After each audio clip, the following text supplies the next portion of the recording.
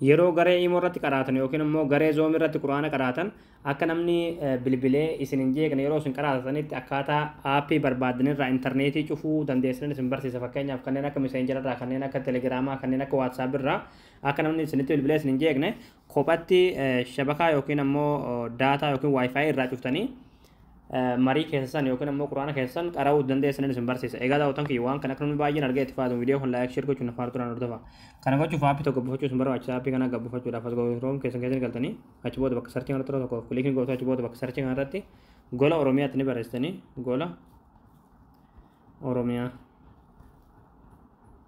Achi booda gola Oromiyaa kajoo jalirratti ni baasa tokko kiliikii gootu. Ammallee asirratti gola Oromiyaa kajoo kanarratti tokko kiliikii gootu. Ammallee haala kanaan sitti sifataa asirra ta'e kun sarchii kanarratti tokko kiliikii gootu.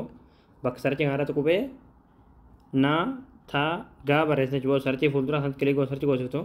Achi booda haala kanaan suuraa kan sirbitaa suuraa kanarratti tokko kiliikii gootu.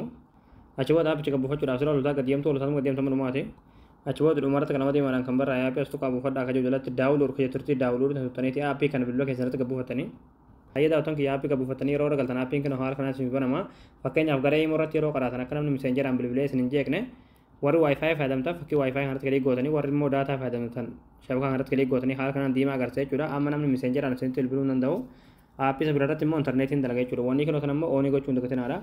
Bifuma wal fakkaataa ta'een waatsaap irraa telegiraam irraa haala kanaan cuuftanii quraana keessa nagaan qara'uu dandeessanii jechuudha.